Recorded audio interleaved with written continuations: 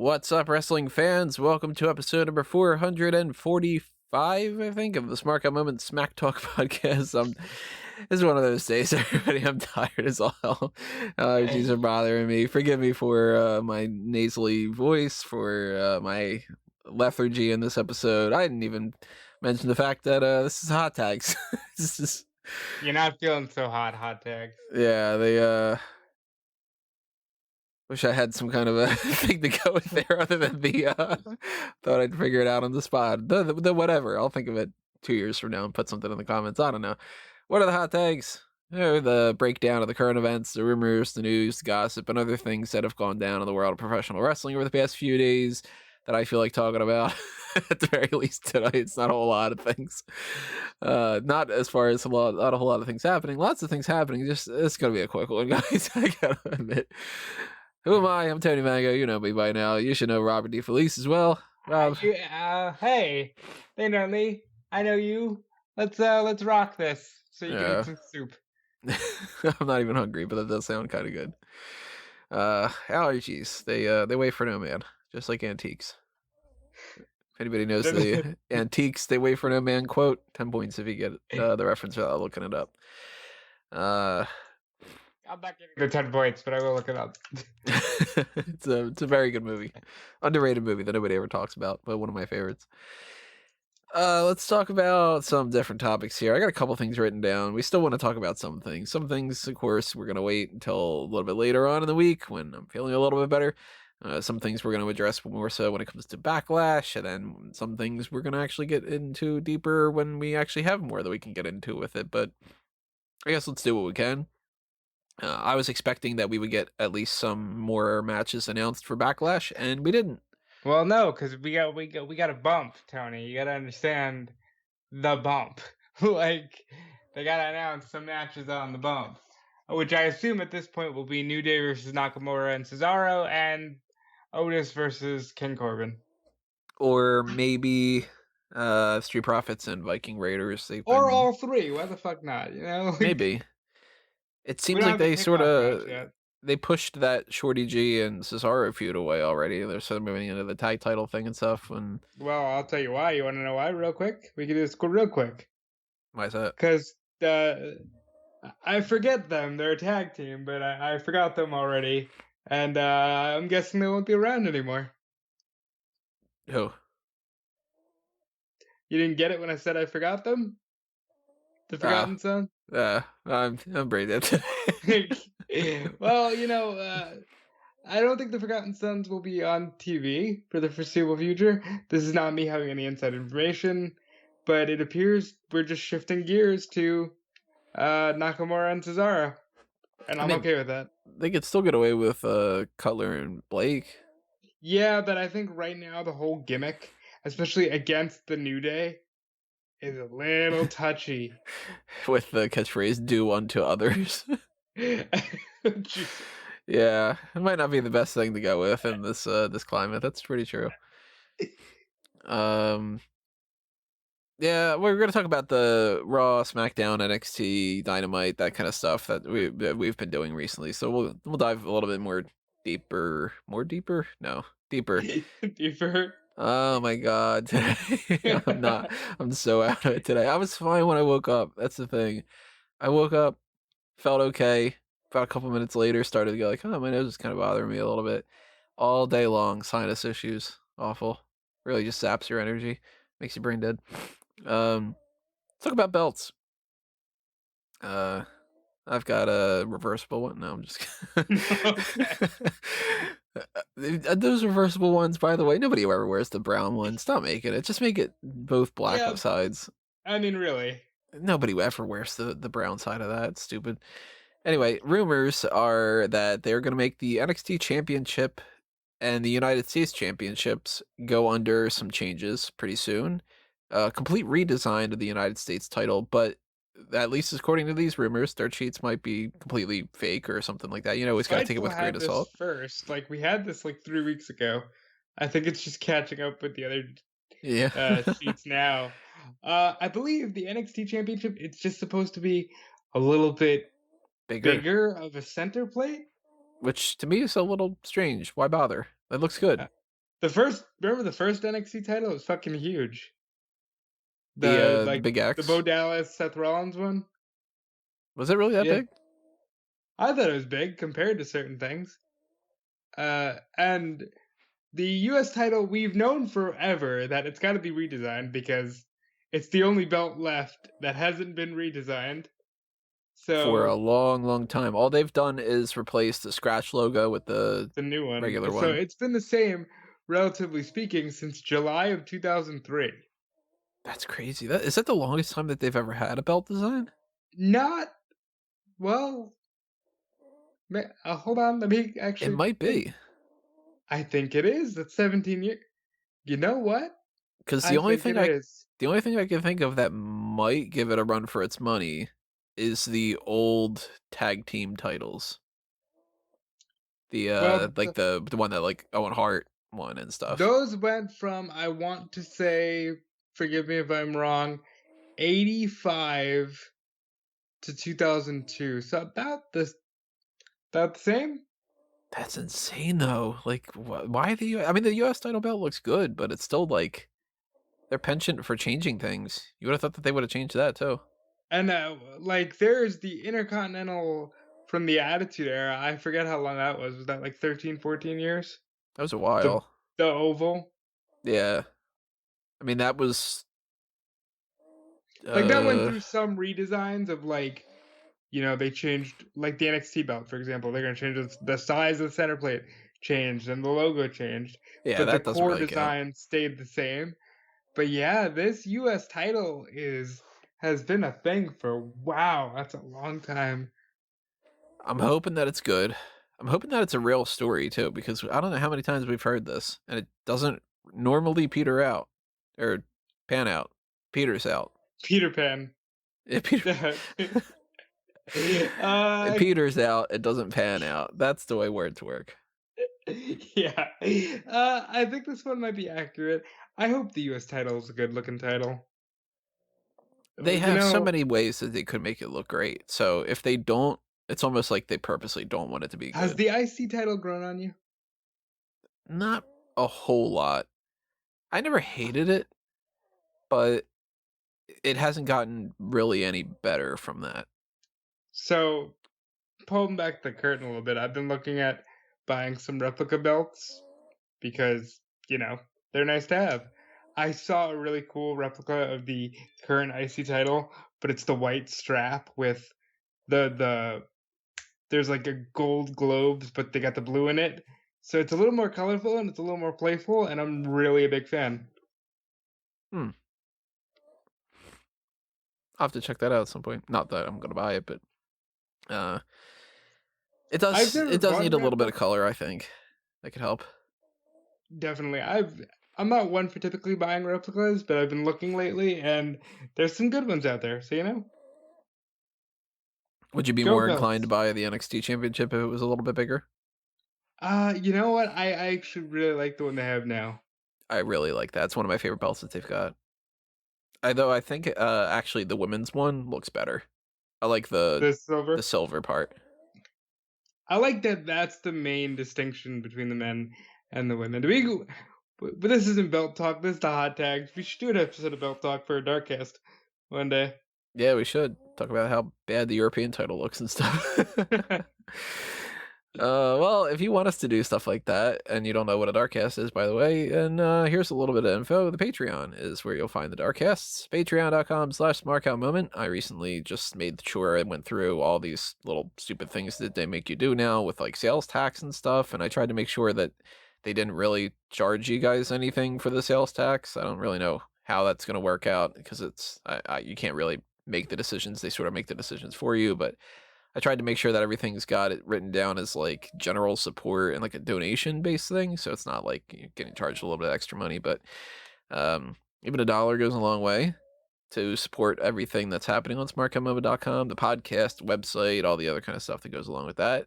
$5 is basically ad block forgiveness. $10 is the Darkcast tier. The Darkcast thing, as I mentioned before, that's Patreon exclusive. You're never going to hear them outside of anywhere but the Patreon. And then we've got the Pick Your Poison tier where you can request some kind of a special feature of some sort, and you can make sure that we do a topic that maybe we're avoiding, or some kind of a segment that we haven't done in a while, some kind of gimmick, something like that. And the same thing applies to fanboysanonymous.com, because that site is another site of mine. So I do the same kind of stuff over there, except for that one's all about geek culture topics like movies, TV shows, comic books, video games, etc., etc., etc. So if you want more, blah, blah, blah, blah, if you want more stuff from Fanboys Anonymous, then the Patreon is the best way to make sure that I actually find the time to do it, instead of occupying my time with other things. So yeah, patreon.com/fanboysanonymous or /smarkoutmoment. Hit that up, and I will give you 2 thumbs up, because thumbs up are great. People have They made are. whole careers after giving things 2 thumbs up. Good for that. We need to just be them. They made a lot of money. Just thumbs up. All right. It's really gotten to the point where it's just sort of like, I mean, it's pretty simple, and you can't really get much simpler than that. Did you You like it really or can. not? Like, that's the end. You don't need to do star systems. You don't need to do whatever. It's just like, it's all right, or Thumbs up. nah. Real efficient. Shout out to Very Siskel efficient. and Ebert. Which here's a fun little bit of information. I did not, as a very young kid, not like 20-something-year-old or something like that. As a kid, I didn't know that it was Gene Siskel and Roger Ebert. I thought Siskel and Ebert was one guy's name. Oh, you thought it was just Siskel Ebert? That was like his last name. Like, it was like Oh. Bob Siskel and Ebert, and it was like not Siskel and Ebert, because everybody says Siskel and Ebert, and I'm like, oh, Siskel and Ebert, and I was just Ooh, always that'd like, be a hard one to spell. yeah, I'm like, that's a long ass name. Yeah. It was always because it was like Siskel and Ebert gives it 2 thumbs up. Well, you got 2 thumbs on your hands. Like, Uh, Fair. if they both gave it 2 thumbs up, it would be Siskel and Ebert give it 4 thumbs up. And it doesn't make a whole lot of sense. I don't know. Not at all related to the podcast we're talking about today, but if you want more stuff like that, again, all the more reason, patreon.com/fanboysanonymous, because that's the type of stuff we can talk about over there on the bonus features and stuff. I totally forgot to mention, you should drop a comment below. Go ahead and do that on YouTube. While you're there, hit the like button on the video, hit the subscribe button if you haven't done that already, and ring that little notification bell. Helps out quite a bit. So tell Yeah. us about your title stuff. Do you give 2 thumbs up to things? Give a thumbs up to the video at the very least. That'd be great. Let's talk about this rumor. I don't know if this is true or not, of course, because you can never really know for sure, but supposedly WWE had planned on doing another Mae Young Classic or a Queen of the Ring tournament this year. Obviously, COVID messed that all up. What do you think that we would have gotten? Do you think that either of them would have So happened? I Or can give a little bit of something on this because Sean and Triple H had spoken to Inside the Ropes, and that's over in the UK. That's when they were in the UK, probably for Blackpool, and they had said, we're getting ready to take a look at the women again. So I do think that there would have been another Mae Young Classic. I don't think it would have been called Queen of the Ring. I think it would have just been Mae Young Classic 2020. I was thinking that we were kind of due for one. And now that everything's happening with like AEW and stuff, I figured they probably would want even more so to do that. Now COVID messes all that stuff up, and we're not going to get that for a while. But we're at a time frame right now where they released a lot of people. They didn't release a lot of the women's division though. But I have a whole list of people that I don't know their contract status, and I actually don't even know how some of them are in the ring and stuff like that. But I had been writing up a list of people from 2019 that could have been potentials. Like at this point, Candy Floss hadn't been signed yet, so like she was on the list. I went through like Shax was somebody from the NXT UK. Natalia Markova, Brandy Lauren from Evolve, Ayla Fox, Mila Grace. I mean, I don't even know some of these names off the top of my head and stuff like that. But at this point, Thunder Rosa hadn't been a part of NWA Power, so she would have been a great person to add in that mix. So It's interesting that you mentioned Evolve. I don't know if we can talk about this too much, but there are rumors that WWE quietly purchased the whole thing, and they're not gonna run anymore. That would explain why we keep seeing Leon Ruff. So here's what I know. I know that the reliable people that I've spoken to have said it's not true. It's people are getting refunded for what their WrestleMania weekend would have been, because that was another rumor that WWN filed for bankruptcy and WWE just purchased the rights to Evolve, and you're not going to see them run anymore. Now that's the rumor. I've been told it's false. I still think where there's smoke, there's fire, though, and there's starting to be a lot of smoke here. Well, a story like that too. What parts are true, what parts are false? If all of it could be, all of it could be the opposite. Like somebody could say the story of Evolve getting bought out by WWE and no longer running is false. They weren't bought out by WWE, but they are no longer running. You know what I mean? Or they could bought say, out by WWE. but they still are running. Right. Or that they weren't bought out. They were bought out by WWE, but they're running only this type of show, or like that kind of thing. I heard about like the tape library might have been sold. I heard through like a bunch of different websites, so you never know which things are just cycling BS, but maybe that's always been the case, because Evolve's always had a little bit of a working partnership with WWE for the past couple of years. They did do that show in the network, so it would suck if they're not running anymore, because that was like the final, for some people, the final step. Now we've heard the Darby Allin story where he didn't have the greatest time working there, but for a lot of people it was great work and a great place to be. So it's gonna really be interesting to see what happens next. And some people like Shotzi went from there over. Right. Leon Ruff at this point. Whatever happened to that guy that we were both like, hey, they should sign this dude? He's kind of tall, long hair. Josh Briggs? Yeah. Yeah, he needs to be fucking signed. Did he not get picked up by anybody yet? Well, no, because I think he had just won the Evolve belt, but he really should be signed. Yeah, he was cool. I gotta imagine he's coming next, because Austin Theory is already got a WrestleMania in the books. So, and he's a main character on Raw now. For at least the current time frame, some things might change. Well, I mean, maybe, hopefully he shoehorned himself in there pretty good, Yeah. Here's something that I didn't bother watching. I usually try to do everything with the WWE Network, but there's just a quick note about this. The big special that they put was a special about Ric Flair's retirement.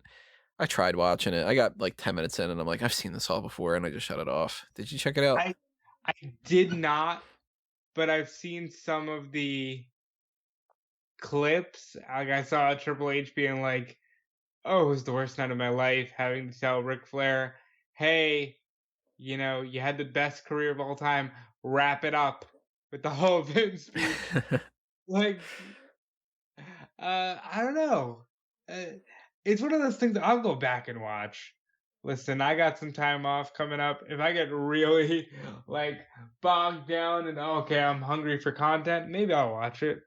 But for what I saw, it was fine. Shawn Michaels explained the Rolex watches and how Flair says to be the man and Michaels says you got to beat the man. I think that's cool. He's Ric Flair. He's always going to be great. He's always going to be a mess, but he's always going to be great. Why bother putting a 24 or whatever it was? I think it was 24. About that now. I have no fucking clue. It wasn't like a it wasn't anniversary or something like that, right? Yeah. So maybe it was, hey, we signed Flair to another contract. Let's do something with him. Maybe they just sort of had the extra footage around, because it seemed like it was stuff that I had already seen before.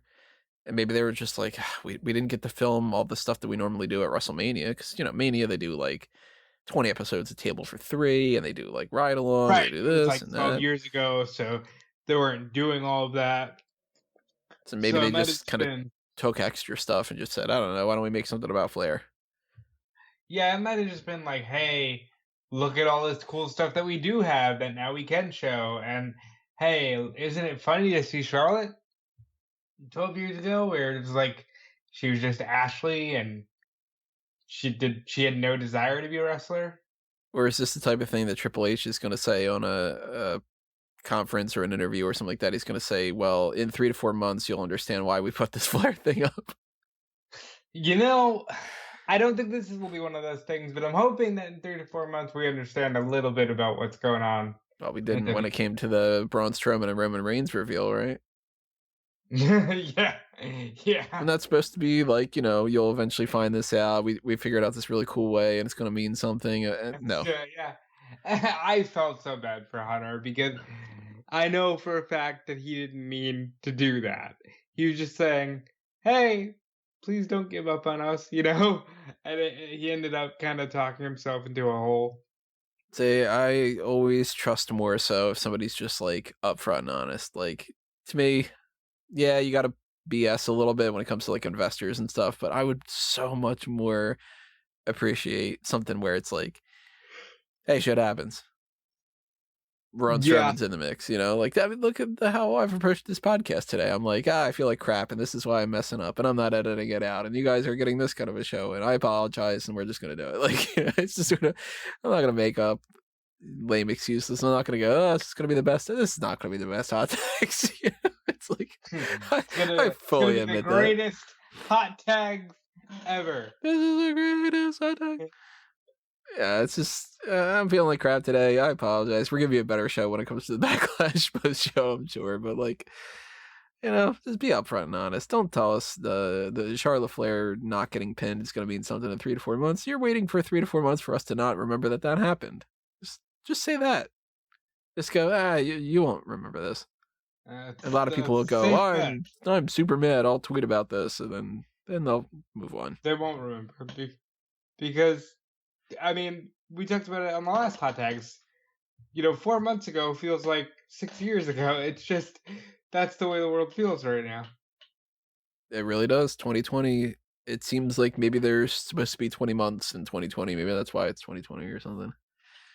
Let's talk about the main topic. We still got to do like the TV show breakdown and stuff, but this is the one you clicked on for the most part. It's that Paul Heyman is no longer the executive director of Monday Night Raw. Bruce Prichard, who has been running SmackDown for a while, is now taking his place. They are essentially combining their efforts, or as I would typically say, not in this scenario I'm not a fan of, but normally I'm a fan of merging things.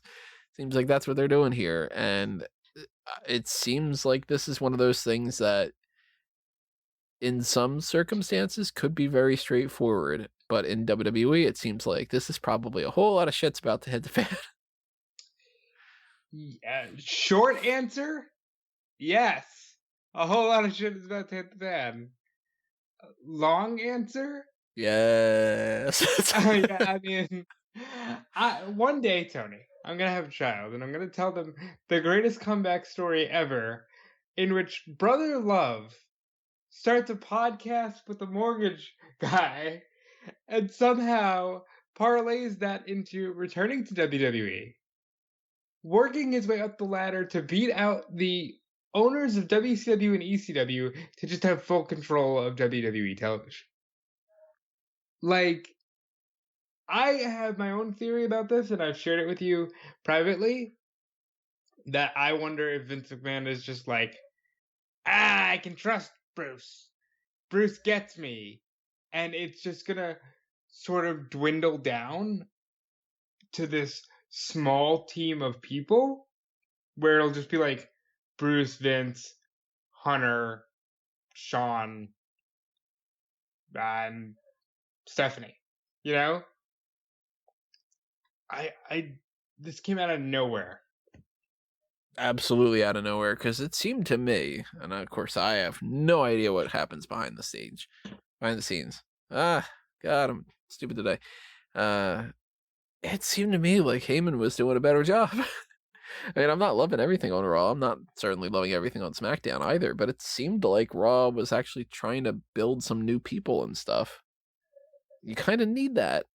Like, I get that you go straight to let's bring in Roman, let's bring in Brock and all that, but when you don't have them, and when they come back and they don't make the ratings bump anyway, like, let's put Charlotte Flair on NXT. Oh, it didn't work. Okay, well then we'll blame it on everything but that. Yet that would have been the thing that would have saved everything. If you only can rely on a couple people, and then when you have those people, you're still trying to find excuses, then that's insane to keep thinking that you can do the same thing and expect different results. Well, that's literally the definition of insanity by one Albert Einstein. So, like, Heyman's trying to set a bunch of people up, and granted, yeah, I mean, I know a lot of people that aren't really super into wrestling right now, and they don't know who the hell a lot of these people are. Like, if I were to, text, like, some of my casual friends and be like, hey, I know you guys haven't watched Raw recently, but you should really check out that Brendan Vink match, they wouldn't know who he is. But I tell you this, at the very least, I didn't know who Brendan Vink was until a couple months ago. Now I know who Brendan Vink is. He's this tall dude, not like super duper impressive standout type of, oh my god, give him the belt immediately, but he seems like he's got his head on straight. He could probably go somewhere. Now I know, more about Angel Garza. Austin Theory is in a good spot. Yeah, like, it's just, this is the first time Apollo Crews won a title. He's been in the company for how many years? He's 5? been on the main 6? roster for almost 4 years on the main roster. So he's been in the company for 5. Yeah, so it took him 5 years to win a mid-card title. Come on. Now he's doing the best thing that he's been doing for a long, long time. Bobby Lashley seems like he's getting back on track. Yet Paul Heyman removed. I mean, we all kind of figured that would happen at some point based off of the fact that Heyman and Vince have never really gotten along too much on creative sides. But right. So here's what I could literally go back and forth with you forever about conspiracy theories and what I think, but since you're not feeling well, I'll try to stick to just what we know. And here's what we know. Meltzer reported that Vince basically, with COVID and the XFL shutting down, was like, well, so much for thinking about the long-term future. Let's focus on the problems now. And Raw has seen the biggest hit of any WWE TV show, viewership-wise. So it could be that Heyman is just a scapegoat.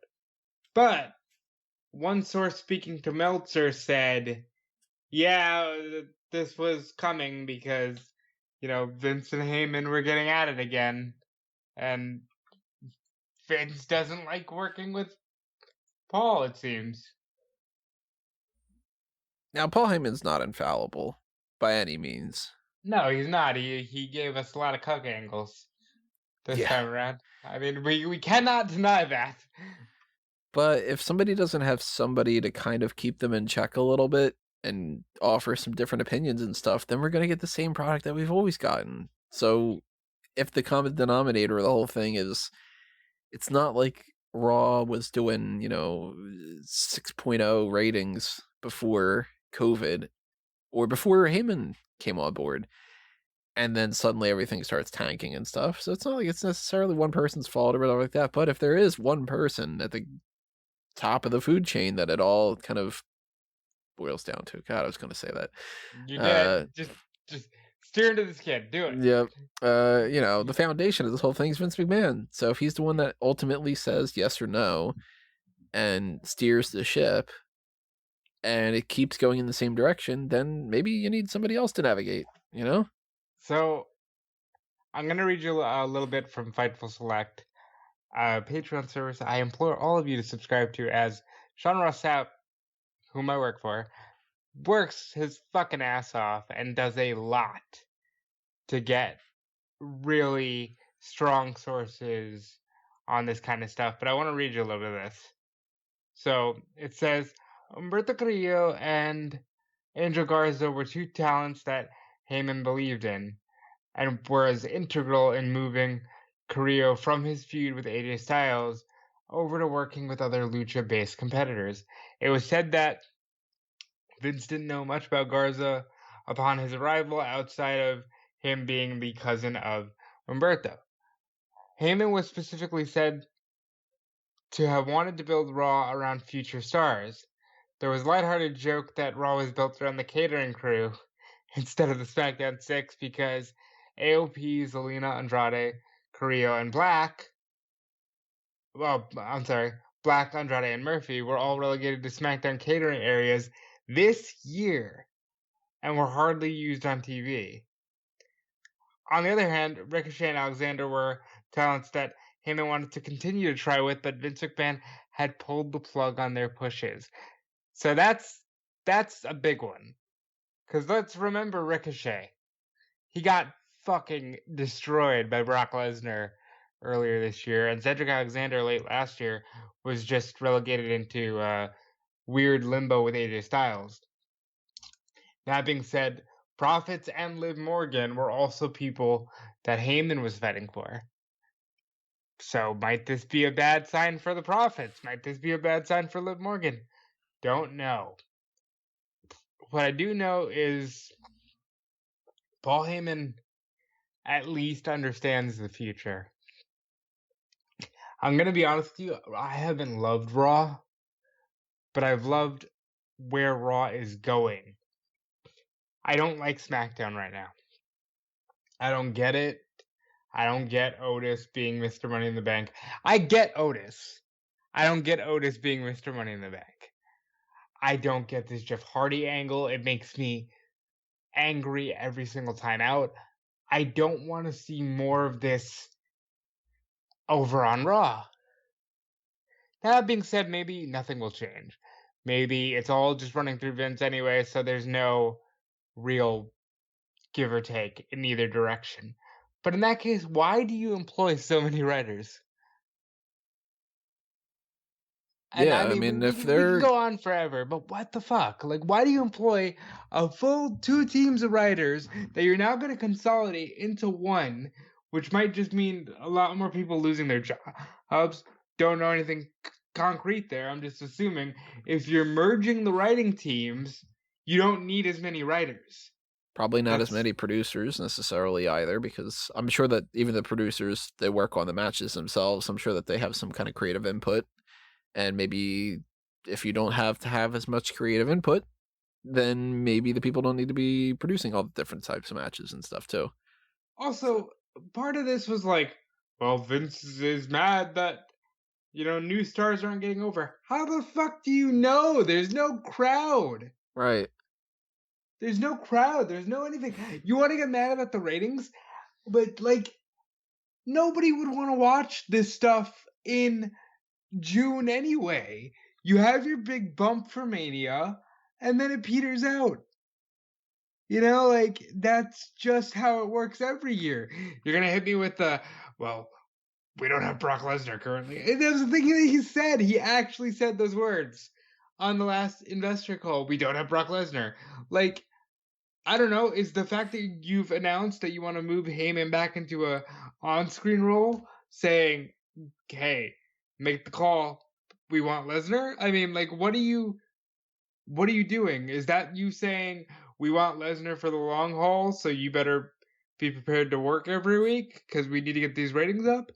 I don't get it. Why can't you just let other people try? Yeah, it's clear to me, in my own opinion, that Vince wants Prichard because Prichard gets Vince. And Prichard is the best at doing things in the Vince McMahon way. But the thing is, Vince is pushing 70, if not already 70. Why do we need to keep doing things the Vince McMahon way? Why isn't somebody stepping up and saying, this would be a good idea if we did this with this young talent? Look at what I just read to you there. Ricochet and Cedric Alexander were guys that Vince McMahon had just decided to pull the plug on.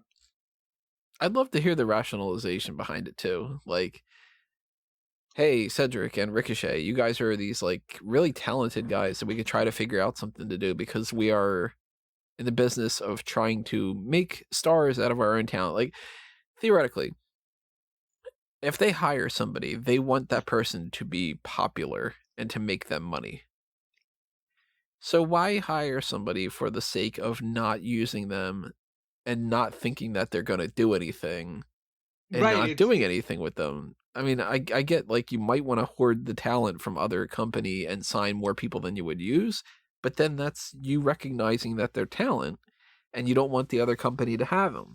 And if you don't want the other company to have them because you think that they're talented and that they would make the other thing like popular, why don't you make it popular? Like, shit, if I have a lot of things that I think could be sold and make a lot of money, so I'm going to hoard as much of it because I don't want anybody else to make the money, then they're any good to not sell it, then I'm not making any money. So if Cedric and Ricochet are like, wow, they're talented, we don't want anybody else to have them, thank God we have them, so we could do nothing with them, then you clearly don't believe in them, or you're just being lazy. It's the old creative has nothing for you. But why is that my fault? Yeah, You fucking hired me. You have something for me. Yeah, you don't hire an actor for a movie and then go, oh, there's no lines for you. It's like, well, then why'd you write the part? It'd be like if you said, Rob, come on and do the hot tags, but don't fucking say anything. Right. And let me just, like, and then, then why do I need to be here? No, but you have to be here. Like, no, I don't. And then I could tell everybody in the comments and be like, well, I mean, I wish I could do something with Rob, but like, it's just dumb. It's dumb. And what's worse is it's probably gonna set off a firestorm of shit that we're gonna see, 3 to 5 months from now. is this where the Charlotte thing pans out? Yeah. The reason why Charlotte didn't take the pin when EO won the title was because Paul Heyman's leaving Raw, and so on and so forth. It's just, I don't know. I mean, there's a lot of things about Prichard that I love based off of the podcast where it seems like he's got his head on straight about some ideas in the past, but then it really does seem to speak to the idea that Vince wants somebody who speaks his own language and is easier. Like, maybe it's just sort of like, I'm sick and tired of doing this. I want my buddy who I can crack up about. Like, I remember this old time and this kind of thing. By the way, I want this to be done. You know how I like things to be done. Just do it. As opposed to, really trying to figure out how to make the company better and everything. It's just, I'm sick and tired of this. I want to do it my way. I'll get the yes men in there. I'll put the other people away. I'll, that kind of thing. Seems like that's the case. Might not be. I don't know. It's just conjecture, hearsay, speculation. Rumor and innuendo. Now chat me up. That chat me up, Bruce. How are we gonna record a podcast when you're running the whole television network? Shaka Khan. I've told that Poncho be a joke to so many people, by the way. It's so good. I love that joke. So I guess we're going to figure out in the next couple of weeks which stories they weren't necessarily fond of. If we start seeing, like, I don't know, say like Dominic doesn't show up on Raw and Rey Mysterio is no longer feuding with Rollins in 2 weeks or something, then hey, look at that. I guess they didn't really want to keep going with that one. That was probably a Paul Heyman story. I'm guessing, and this is me guessing, less Liv Morgan, less, hey, we're gonna try to do we'll do the Street Profits Viking Raiders. I'm guessing less of that, more tag team matches with no heat that don't mean anything. I'm guessing we might still see Zelina Vega in a prominent role, but if she's moved to the back, then we know, hey, how's the Heyman thing? It's gonna be really difficult. Well, let's talk about the shows. themselves. But before we do that, another quick plug: merchandise shops, TeePublic and Redbubble. Check them out for Smark Out Moment, Fanboys Anonymous, NA Mango Tees, and there's lots of different products, lots of different options, different designs. So if you're interested in any of that, just start browsing. I'll throw out a plug. I recently mentioned Fightful Select, which, again, it's a Patreon-based service. You can subscribe today for great news like the little bit that I just read to you earlier. And you should also check out the WrestleZone podcast feed, because I am on that podcast feed. We're available on Stitcher, iTunes, Spotify. We're getting that YouTube out there. And if you want to be a part of the live daily chat, that is Monday through Thursday on Facebook. And let's talk about these TV shows. Let's talk AEW, because we haven't talked about them yet. They had this is the thing. We haven't been talking about AEW Dark, but what's up with Dark having so many episodes, so many matches lately? This used to be 20, 30 minutes, and now it's like an hour and a half. Because they did a double one time where it was like 9 matches and people got super stoked for it. So they're like, okay, fuck it, we'll just keep doing it because people liked it. Man, it drives me nuts because I don't feel like watching, like, 5 beat Lee Johnson. I'm like, all right, 5 is going to win, but I don't feel like watching 5. All right, but I will say that, like, you're getting more teams over. It's helping at least get some people in the ring. Like, the Butcher and the Blade, they don't have 20 years of experience. So they beat Pineapple Pete and Anthony Katina. Sure, it's like, they get a little bit more practice. QT Marshall, he beats somebody else. All right, boosts his record, whatever. But when you get the same groups of people and it's like Santana and Ortiz against Musa and Brady Pierce, all I literally do for these weeks is I just type out who's going to win in advance, and then I just wait to post it, because it's like Santana and Ortiz aren't going to lose that match. Yeah, but it's like the good old, did you really think Dwayne Gill was going to beat Crush? Good. It's WWE. Not in 1993, he couldn't. But, like, if you only ever use, I don't know, Zach Clayton or Lee Johnson or Fuego del Sol or whoever, they have like a group of like 20 people that they tend to use a lot. If you use the same people and they always lose every single match on Dark, well, then at that point, I'm just going to write up 5 beat Lee Johnson, because Lee Johnson hasn't won a single match. But they had Moxley there against Robert Anthony, and they had like Peter Avalon and Brandon Cutler are trying to be a tag team. So it's like there's some interesting stuff. It's worth checking out if you got the time. I don't tend to watch it. I tend to check out the results a little bit, and I kind of have it on in the background. But even more of a reason to think that they are trying to make that a TV show, which defeats the purpose of it being Dark. Well, now it's Dark because that's the name. You think that they get a different TV show name? Yeah.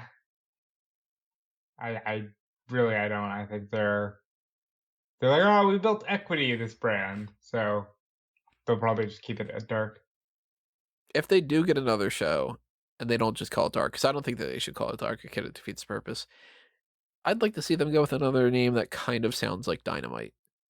Like, not necessarily like Explosion, because they can't do that because Impact had that, but like, some kind of a blanket on it right now.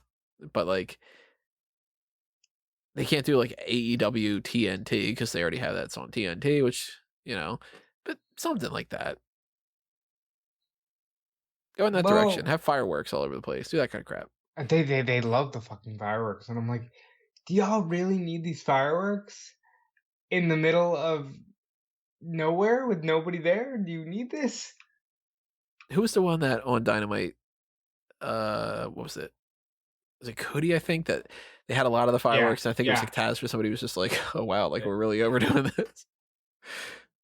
It was I want to say it was Cody on Dynamite, and it was Shivani just being like, well, I didn't really want to talk over the pyro there, because it's just like for a good 30 seconds. And I'm like, this isn't necessary. We also had, for that, at the very least, Dynamite, we had FTR in their debut match against, they beat Butcher and the Blade. I like this so much. You know how cool it was that two teams were just like, hey, we're gonna have a tag team match, and we're not gonna just like be jumping all over the place. I know I get on JR for being curmudgeonly, and I sound curmudgeonly here, but it was so nice. Like they didn't make the referees look like buffoons. They just worked within the parameters of the match.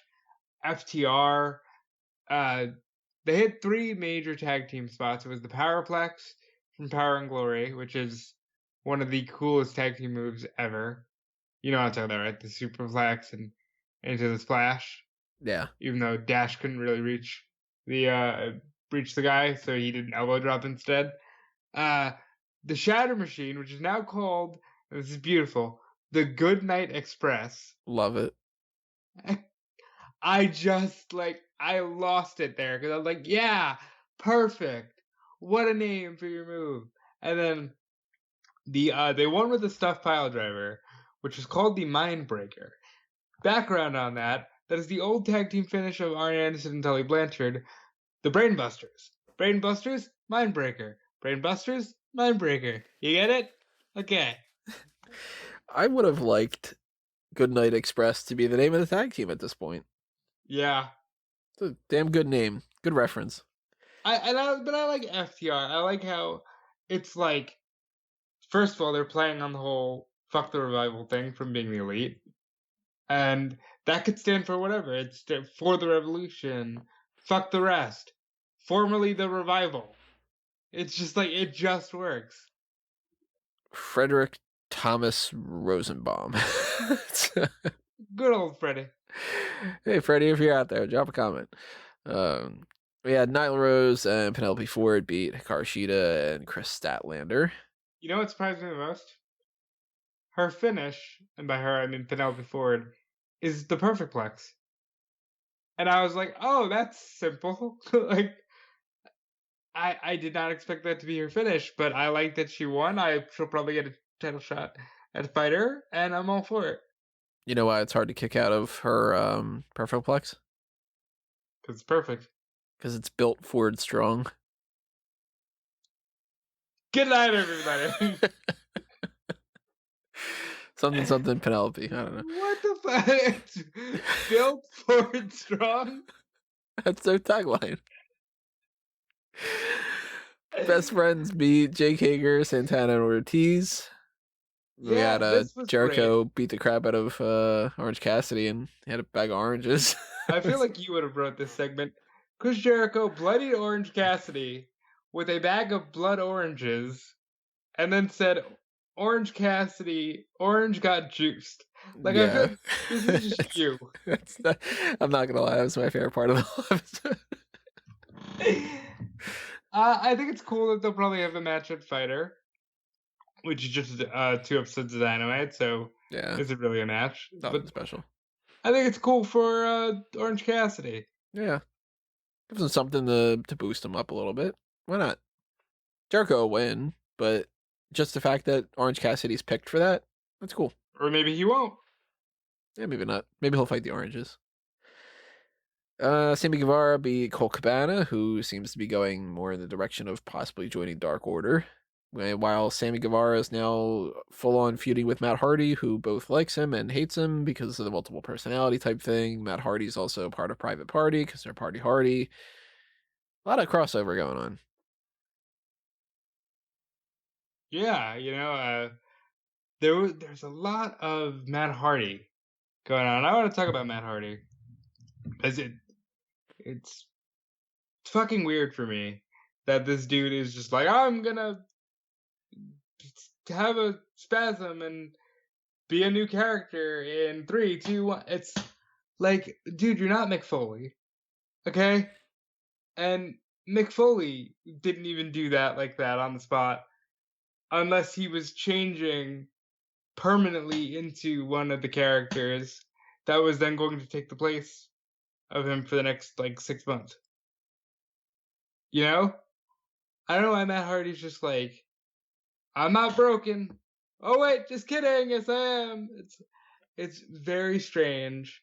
I don't know what I'm getting. I'd rather him just stick to being non-broken Hardy right now. Manage Private Party. Be there, Michael Hayes, because I think that's fantastic. And He totally is get there, Michael Hayes. get Sammy Guevara to leave the. I almost said League of Nations. What the fuck? Leave the Inner Circle. Not even close to the League of Nations. I think it's because I said leave, and maybe league came in my head. But yeah, get Sammy to leave the Inner Circle and just go for regular Matt Hardy. I don't like the whole I'm gonna be version 1. Now I'm just Matt Hardy. Now I'm broken. I disagree. I think Sammy Guevara definitely has to stay in Demolition. I would agree with that. He's Demolition Destroy. I don't know, but Act, smash, crush. Needs to end at a axe, smash, crush. What would it be? Distress. Yeah, I think that's the word. Bash. Yeah, There you axe, go. smash, bash, and crush. There you go. Here comes the axe, here comes the smash, here comes the crush, here comes the bash. Here comes the axe, here comes the smasher, here comes the crusher, here comes the basher. Here comes the people over there, what's up? And we had Cody retain the TNT Championship against Mark Quinn. And after that match, they had a big brawl. Jake Hager's going to fight Cody at Fyter Fest. Good episode overall. I liked it a lot. I really enjoy Cody doing the I'm going to defend every week thing. I do want to put some emphasis on this. I like the Joey Janela Sunny Kiss spot. Oh, I forgot about that, yeah. So they're a tag team. Yeah, and I like the personality profiles. And I like that they're doing something with Sunny Kiss. Because I was really getting worried that they were going to be just jobbing out Sunny on Dark. And now it seems like, okay, we can build something here. How you feeling about the QT Marshall and Allie thing? I don't understand it. Where did it come from? Why is Bunny no longer with the Butcher and the Blade? They don't explain these things when they do things. Yeah, why is she no longer with him? Especially, why is she flirting with somebody when we know that she's married to the Butcher? Which is why the I'm Blade, like, not the wait, Butcher. is she not married to him anymore? Did something happen there? Huh. Like, that'd be kind of weird. But, it's stranger things have happened. Yeah, it's just weird because no announcement. They're just like, hey, look, we're going to do this now. Unless the big reveal, which would be pretty lame, is going to be, I'm the bunny all along. And, I'm actually just tricking you, QT Marshall, because you're a fucking dork. And then they just have Nightmare Family against Butcher, Blade, and Bunny. Yep. Speaking of, I said Stranger Things have happened. How's Stranger Things coming back? I don't know, but we need it right now. Yeah, man, I really want to know what happens. I was just, I'll just watch a couple Dexter Loomis matches instead. He's got that same entrance theme. I'm not feeling him. Well, really quickly, main event was Liv Morgan beat Natalya and Shelton Benjamin beat Shane Thorne. Wonder if any of them are better than Edge and Orton. We'll have to see. Well, we got to go back and watch that Ricochet Brendan Vink match. Because that's going to be the one that we measure up to the greatest wrestling match of all time between Edge and Randy Orton. I'll tell you one thing that didn't happen was 205 Live didn't have the greatest match of all time because I was barely paying attention tonight. It was Ever Rise beat Leon Ruff and Adrian Alanis. And we had a 6-man tag, and Tahuti Miles, Tony Nese, and Gentleman Jack Gallagher lost to Lorcan Birch and Isaiah Swerve Scott. You don't need to watch that. Not that it was like awful. It's just like nobody cares, I hate to say that, but it's just like. But Ever Rise, Tony. Like, I'm the only one watching the show, and even though I'm struggling. NXT, though, we had a promo from the Undisputed Era where They were doing this thing where Roderick Strong's really afraid of Dexter Lumis, and he kept seeing him in the crowd, and they kept going like, he's not actually there when he was showing him. I know that like Brian Alvarez absolutely really hated this with a passion. I didn't hate it all that much, but it's a little bit weird. I like what they're doing character-wise. I just don't think Dexter Lumis is a main event player. Yeah, he's not quite built up that far yet to where I really buy it. It's clear to me that they like that he's a guy who's a little interesting and has some talents. So they're like, okay, we can play with this guy. I like Dexter Lumis. It's just that he's not at that level yet for me to think like he's not. that he's going to beat Cole. He's not, even though I don't like what they did at the end of the night with Cole either. Let's skip to that. Why not? Adam Cole beat Dexter Lumis by pinfall, and then they had this whole thing with the Undisputed Era and Velveteen Dream and Dexter Lumis fighting and everything. So Lumis and Dream leave ringside with Bobby Fish and Roderick Strong. Adam Cole's still in the ring, and Scarlett comes out, and she puts a little hourglass there and basically indicates Karrion Kross is going to be coming for Adam Cole. So he wasn't the first one to challenge Cole that night. Like, Keith Lee was like, oh, what's up, champ? I'd be more down for Keith Lee. You know, and them doing stuff with Lee before just jumping right into Kross. Because what are you going to do? You're just going to turn Adam Cole face? Well, Keith Lee also has something else going on because Finn Balor. Well, yeah. We have to backtrack even with that. So they had this thing. Damian Priest seems like he may be turning face. He was talking about how he lost. He admitted that he lost to Finn Balor, but he still kind of won because his goal was to just kind of like get his name out there, and he did that. And Cameron Grimes was talking about how he's beaten him. So Priest laid out Cameron Grimes. Then he being Grimes, started complaining that he had a broken jaw. William Regal caught him backstage flirting with Bianca Brandy and Rita Reyes. I don't know if that's how to pronounce it, but it seems like it.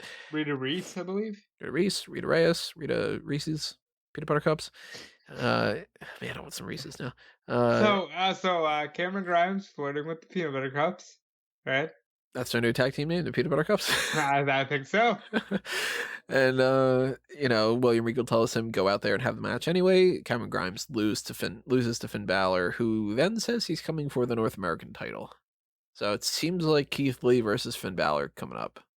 I'm down for that. I want Finn Balor to do something. He's not clicking with me right now. So I want to see him win a belt or just move forward in some way. And Lee and Mia Yim lost to Candice LeRae and Johnny Gargano in a mixed tag team match. In a very funny way. Where Johnny hits a slingshot DDT, but in doing so, Lee falls on Candice. Lee tries to pick Candice up, but Johnny then rolls up Lee, who then, through no fault of his own, flings Candice outside of the ring. And Johnny's doing the whole, yes, we won, we're the best. Even though he's just like not caring that his wife is hurt. Johnny has really turned it around to embrace the chicken shit heel. Like, this is a different heel Johnny than the one that attacked Aleister Black. This is like full chicken shit, I just want to win matches at all cost, Johnny Gargano. Like a Jeff Jarrett type. Yeah. Ain't he great? He sure is. We had Indus Sher beat Mikey Del Bray and Mike Reed. Again, Malcolm Bivens should talk before these. Yeah, because I really don't understand what this pairing's about yet. It's Malcolm Bivens as a tag team. And who's Malcolm Bivens other than the guy that's not supposed to be on the bump? The guy with the funny facial expressions. Speaking of funny facial expressions, not two segments in a row, one of them being Breezango, got a little video package, which I liked a lot. Talking about the idea that I don't think their packages are little, Tony. Might be, might not be, I don't know. You can determine whether you think that that's the case by voting on the Sexiest Superstars tournament, by the way. That's going on right now. Round 2 of the qualifying round is up. So vote on who you think should be the 32 men and women to actually be in the bracket. There's some that are very clearly leaning towards guarantees at this point. I only put it up earlier today, so we had a week.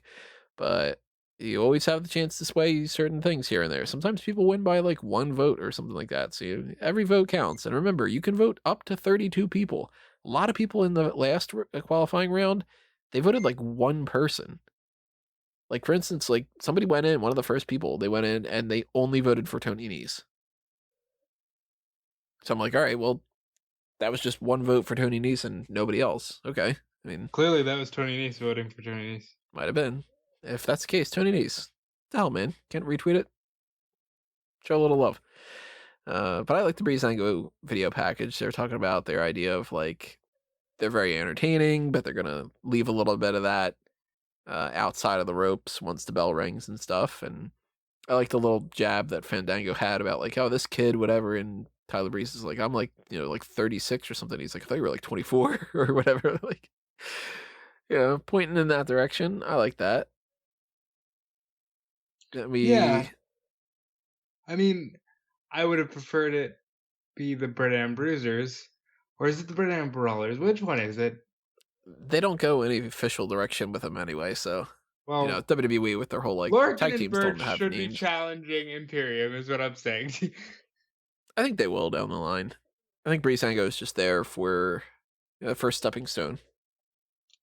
But this helped. This gives them like, hey, remember everybody? Breezango's cool. And they are cool.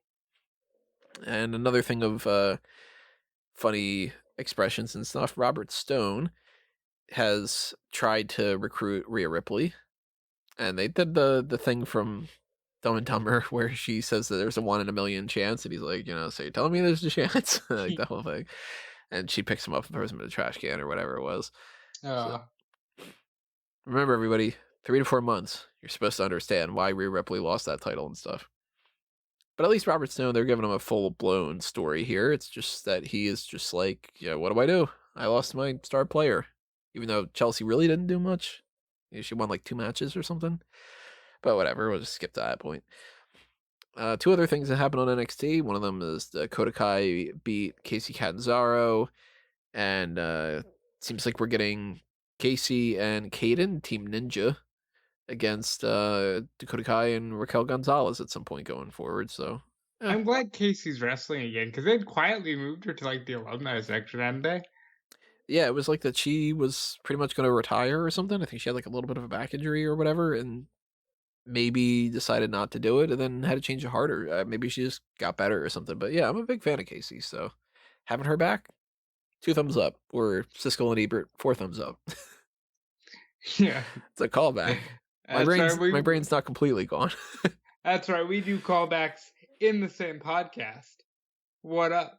Yeah, you don't have to wait 3 to 4 months to understand those jokes. I don't know why I'm so bitter about that right now. And other big thing that happened on NXT was Drake Maverick congratulated El Hijo del Fantasma. I always want to say Day. You don't have to say that again. Yeah, especially because I just botch it every single time. I always want to say El Hijo del... It's El Hijo del Fantasma. That's what throws me off, is it's Del instead of Day. Like, El Hijo de Fantasma is so much easier for me to say than Del Fantasma. But I don't have to say it anymore because you're right. He said, congrats. He said, I think that I can win the title if you give me the title shot. And out came the 2 masked people who unmasked as Raul Mendoza and Joaquin Wilde. And we'll talk about that in a second. Fantasma joined in on the beatdown. All 3 of them laid out Drake Maverick, and Fantasma unmasked as well. He referred to himself as Santos Escobar. So now he's Santos Escobar. I love that name. I like it a lot too. That is a great name. Much better than Eric Escobar. And much better than Jorge Bali. I think we're going to go with El Santo. Santos Escobar, it sounds pretty cool. It's a lot easier to say than El Hijo del Fantasma. I think they could have gone with some other combination where they kept the Phantasma thing in there, but I'm actually really surprised that they went with this whole thing because he came in, they gave him a mask, they had this name, he wins the title, and then they say, no. It's like they don't really do that all that often. It's pretty cool. Well, I liked it even more because they were going to do the Jorge Bali, I believe, Raul Mendoza pairing anyway. As a team, they were doing that in live events. And then pandemic happened and Cruiserweight title happened. So they brought in who he was and who he was known for, and as Phantasma, and they turned that around into this Santos Escobar thing. And I gotta again love that fucking name. It just sounds like a star, you know? Here's a question I have though. Mendoza got abducted by 2 masked people. Right. Yes, I had the same question. Now, you can argue that Joaquin Wilde, when he got abducted by 2 masked people, you could make the argument that it could be Phantasma and Mendoza. And then you can make the argument that it was that Wilde just put on the mask and abducted Mendoza. That it was like Wilde and Phantasma against Mendoza, and Mendoza and Phantasma against Wilde, and Yeah. Phantasma had Mendoza and Wilde attack him a couple times. And also Kiritazawa, he's just in the mix for some reason. They beat the crap out of him too. We It's could just, see Tozawa. well, they didn't abduct him. They were attacking him, and Oh, they just Phantasma attacked him. ran them off. Well, all the more reason we'll see Drake Maverick and Akira Tozawa against Roland Mendoza and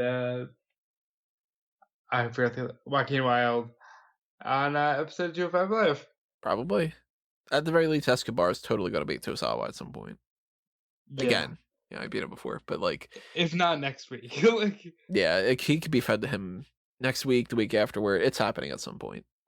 But I really want them to give this stable a name because I was going through adding my notes for the end of the year, and I was just like, man, there's so many stables that don't have names right now.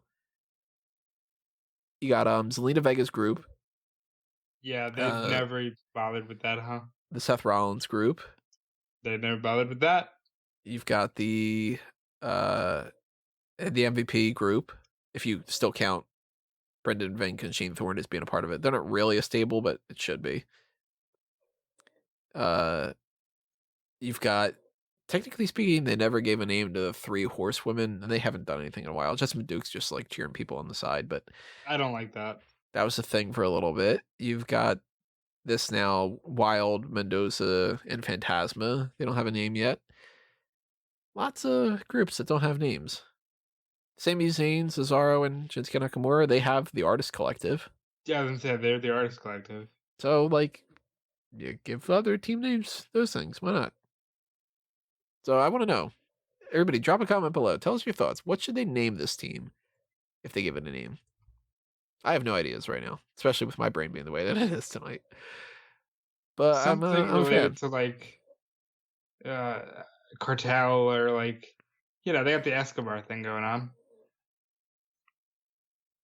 Some kind of Ozark joke is going to come to me at some point, I'm sure. You'll think of it. Come on. We'll see. Still on season 2.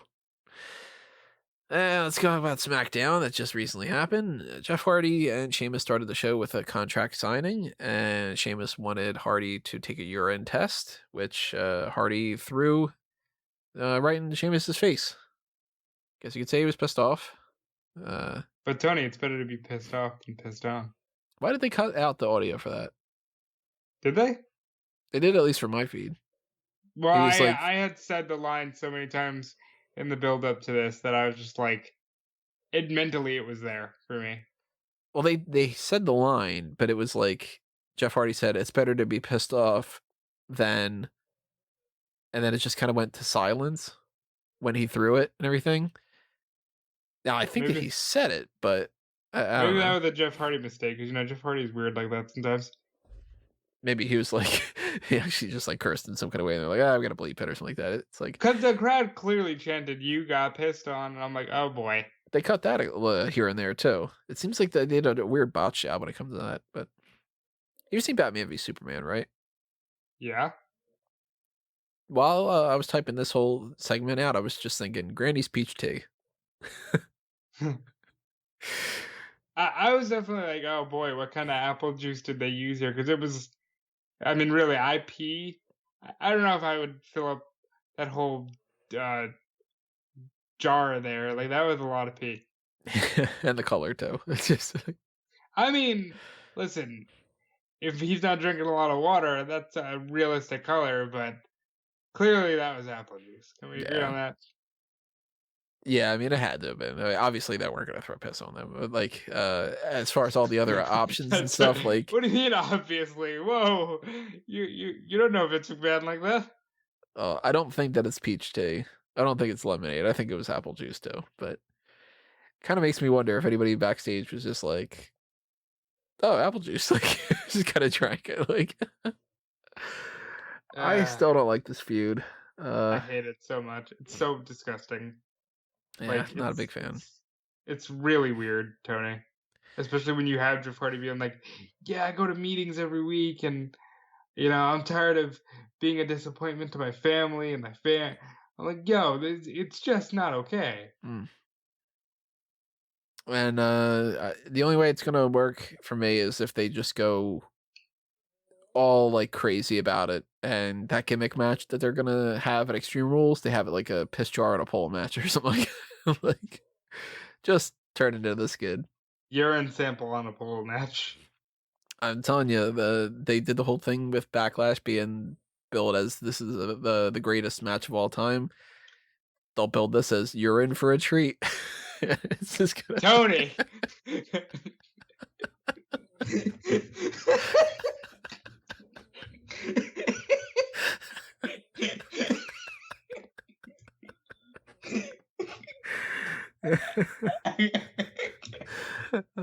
Please leave comments below. Hit up the Patreon. If you think for a second that we think about anything that we say before we say it, you're in for a treat.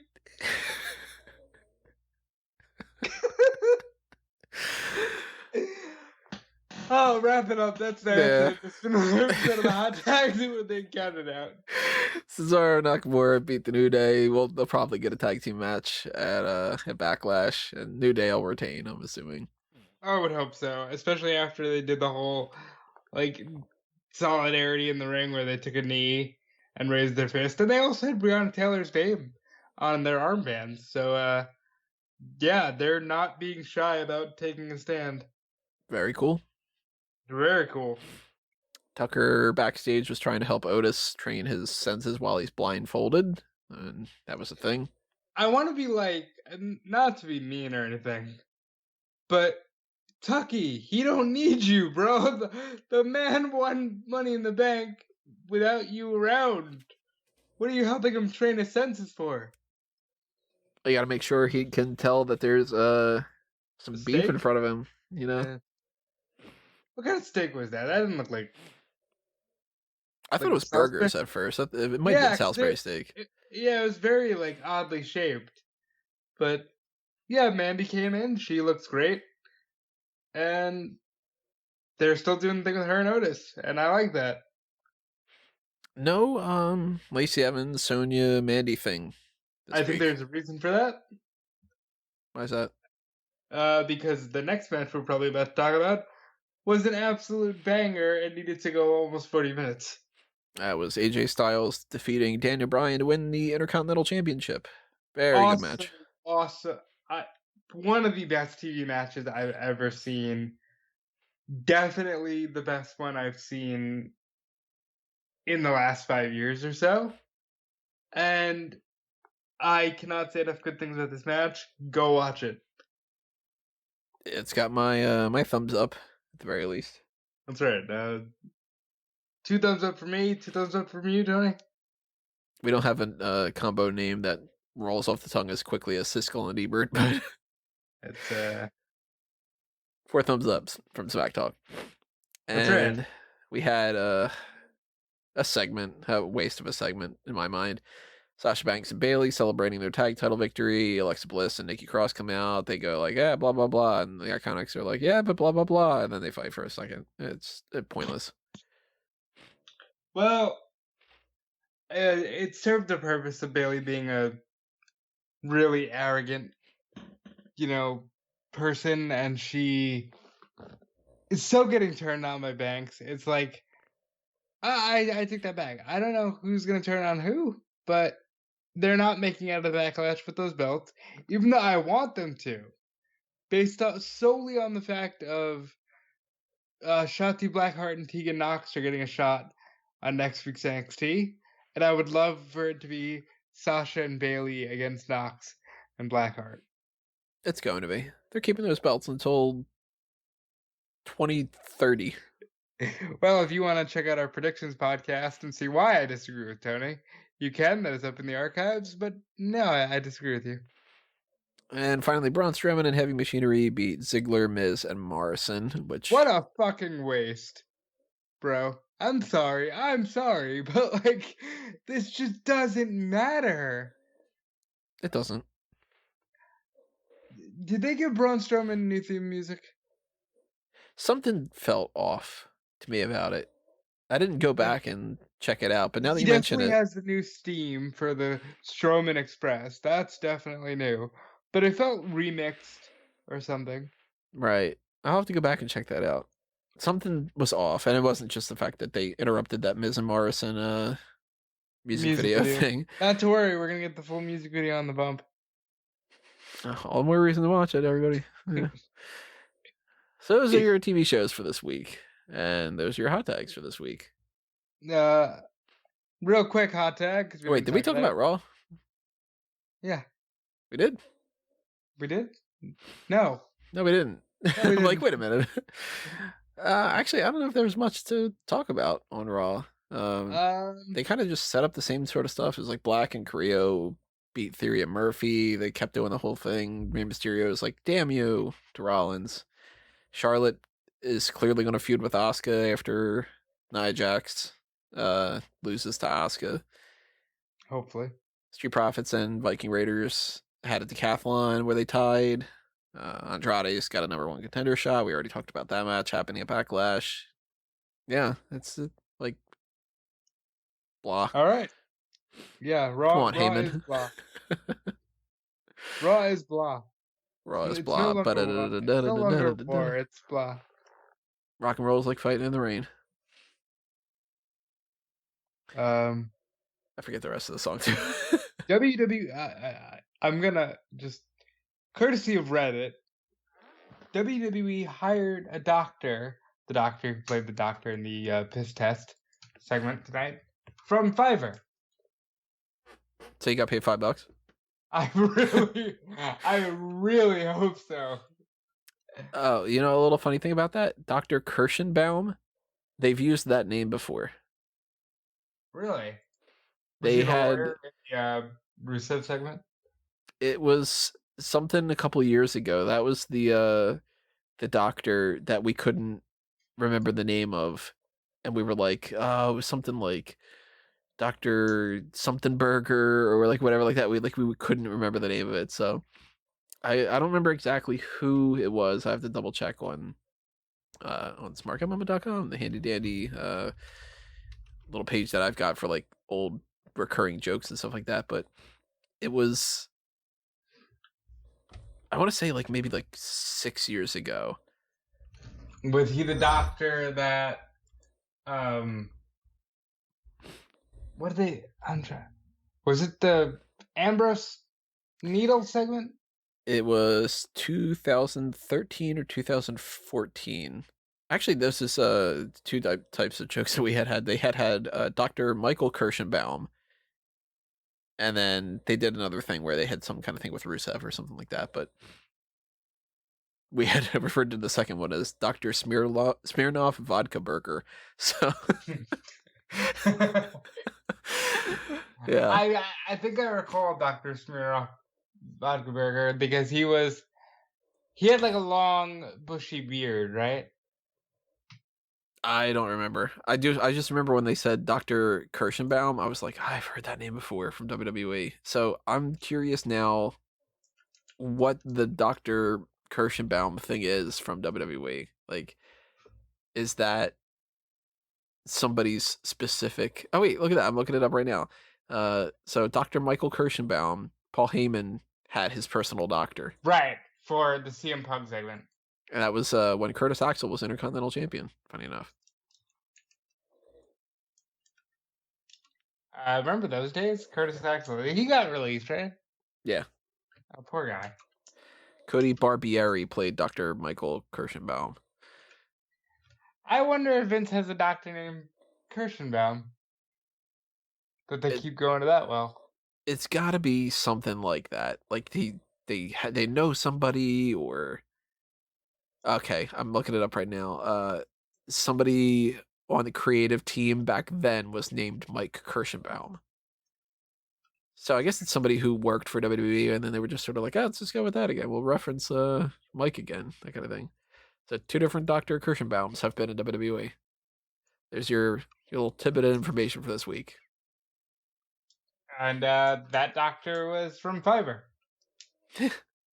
That's so weird. Well, yeah, that's the hot tags. Hopefully you enjoyed it, everybody.